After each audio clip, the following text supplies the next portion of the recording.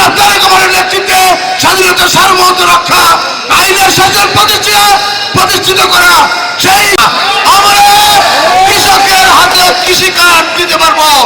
আমরা মা বোন বসে আছেন, মা বোনের ফ্যামিলি কার্ড দিতে পারবো। আমরা মসজিদ যে আজান দিচ্ছেন তারও আমরা কার্ড দিতে পারবো।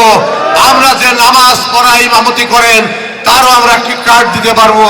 করে ইনশাল্লাহ সেটা মাথা পেতে নেওয়ার আহ্বান জানিয়ে সবাইকে 12 তারিখে সকালবেলা থেকে ধানের শীষ প্রতীকে ভোট দেওয়ার আহ্বান জানিয়ে আমি আমার বক্তব্য শেষ করছি। আল্লাহ হাফেজ। অনেক কাছ থেকে, অনেক নিকট থেকে বাবার কাছ থেকে শিখেছেন কেমন করে রাষ্ট্র পরিচালনা করতে হয়।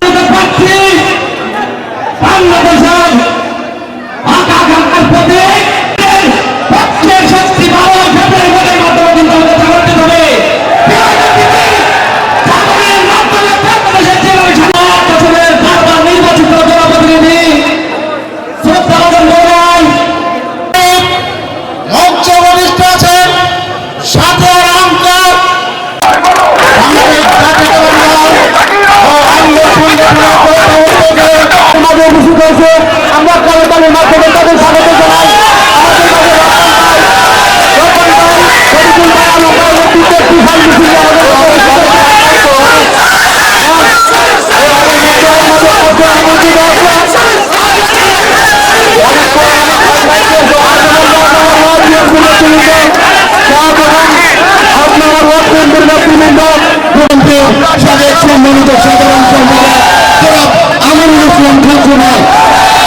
আপনারা সুশৃঙ্খলভাবে আমাদের বসার ব্যবস্থা আছে, আপনারা বসে পড়ুন। প্রতিক্রিয়া আছে, দলবির প্রতিক্রিয়া আছে, মাহিলার প্রতিক্রিয়া আছে, সঞ্জুর প্রতিক্রিয়া আছে, তাইফার প্রতিক্রিয়া আছে।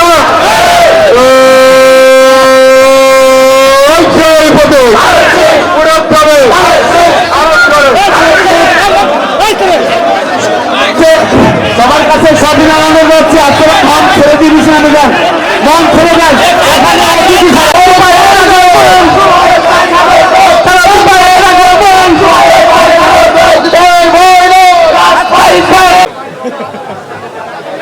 বিএনপির মনোনীত প্রার্থী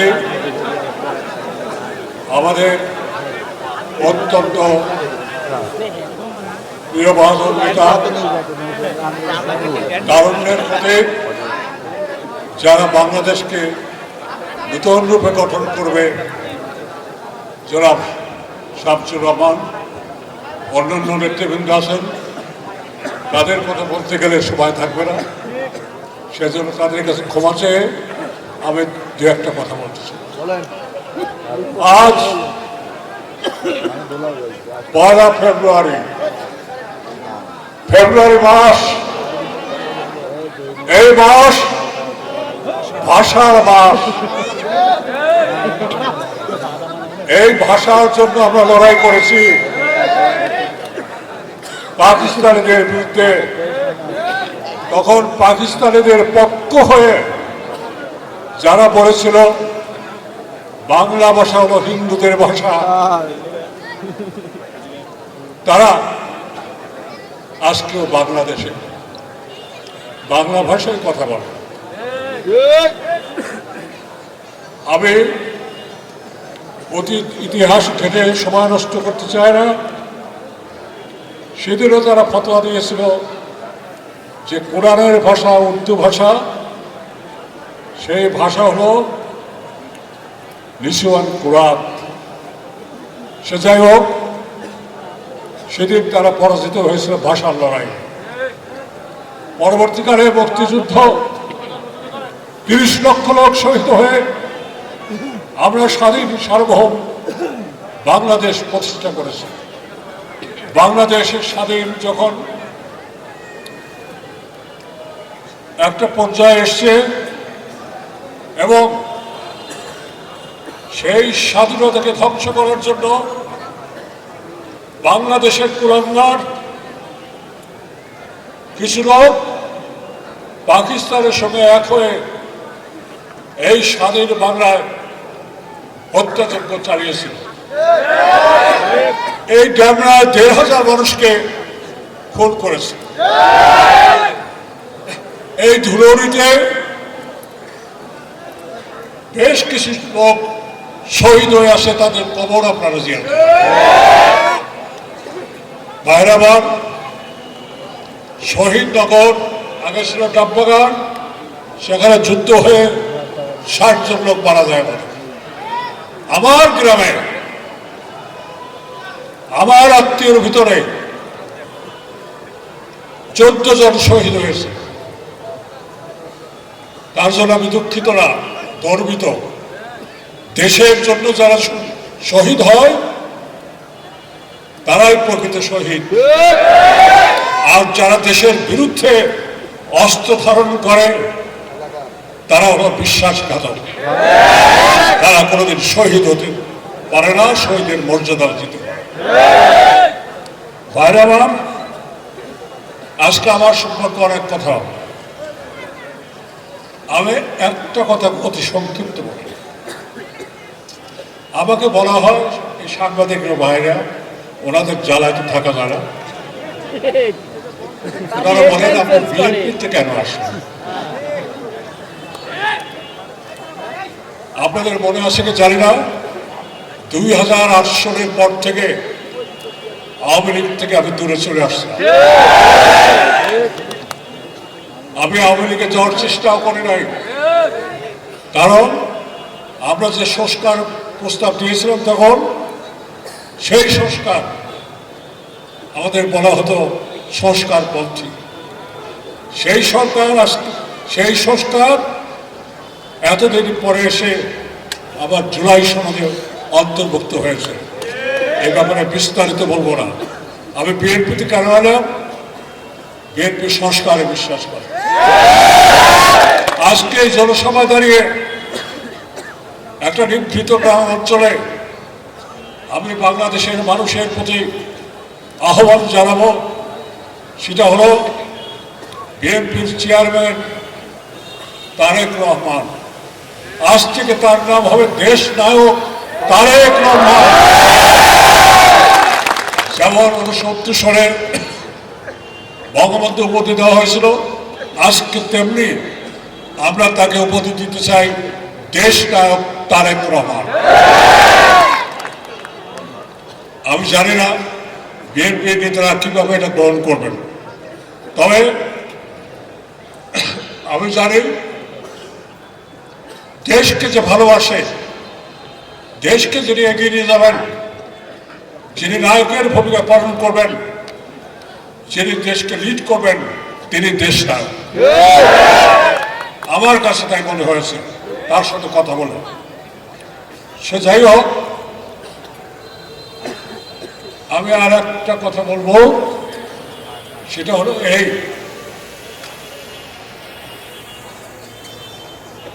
বিএনপি একটা দল না থাকার ফলে আজকে বাংলাদেশে মুক্তিযুদ্ধের একমাত্র বৃহত্তম দল কোনটি?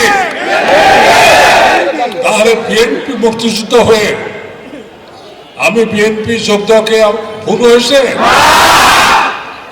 আলহামদুলিল্লাহ। এবং আমি সকল লোকের প্রতি অনুরোধ জানাবো, যে যেখানে থাকেন, কিন্তু দেশপ্রেমে উদ্বুদ্ধ হয়ে আপনারা এবার দেশটা তারেক রহমানের হাতকে শক্তিশালী করার জন্য ধানের শীষে শামসুর রহমানকে জয়যুক্ত করুন।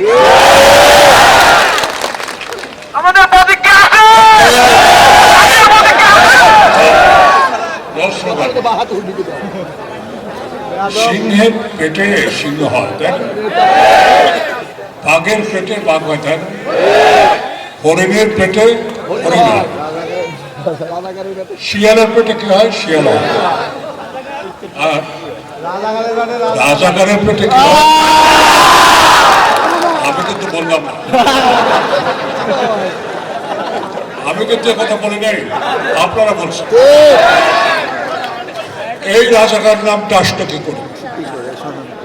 যখন মুক্তিযুদ্ধ চলে তখন পাকিস্তানের কেন্দ্র সরকারের মুখ্য সচিব ছিলেন গোলাম হোসেন খান। তিনি আইন করে এই রাজাকার এবং আলবদর সৃষ্টি করেছিলেন।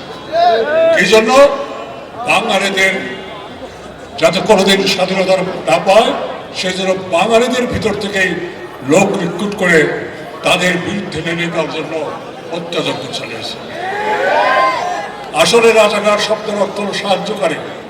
হ্যাঁ, তারা সাহায্যকারী ছিল। সেটাকে পাকিস্তানি বাহিনীর পক্ষে সাহায্যকারী ছিলেন, বাংলাদেশের 7.5 কোটি মানুষের জন্য নয়, কিংবা 30 লক্ষ লোক শহীদ হয়েছে তাদের পক্ষে নয়। আমি কাকো দোষারোপ করতে চাই না, অতীতকে ঘাটাঘাটি করতে চাই না। আমি শুধু বলতে চাই, আজকে আমরা কি করব? We are at war. আমরা যুদ্ধে আছি। এই যুদ্ধটা কিসের? ন্যায়ের পক্ষে না অন্যায়ের পক্ষে থাকবেন? সত্যের পক্ষে থাকবেন না মিথ্যার পক্ষে থাকবেন? স্বাধীনতার পক্ষে থাকবেন না পরাধীনতার পক্ষে থাকবেন?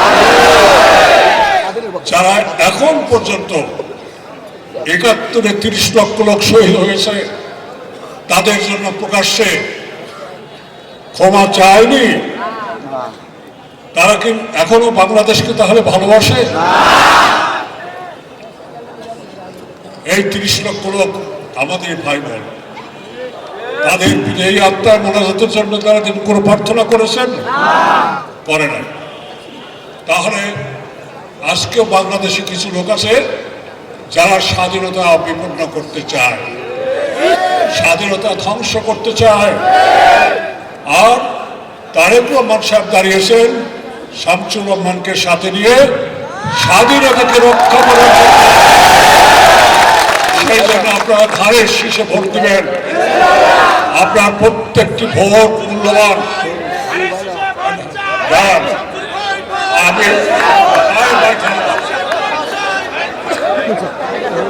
আমি ভোট চাইতে আসিনি,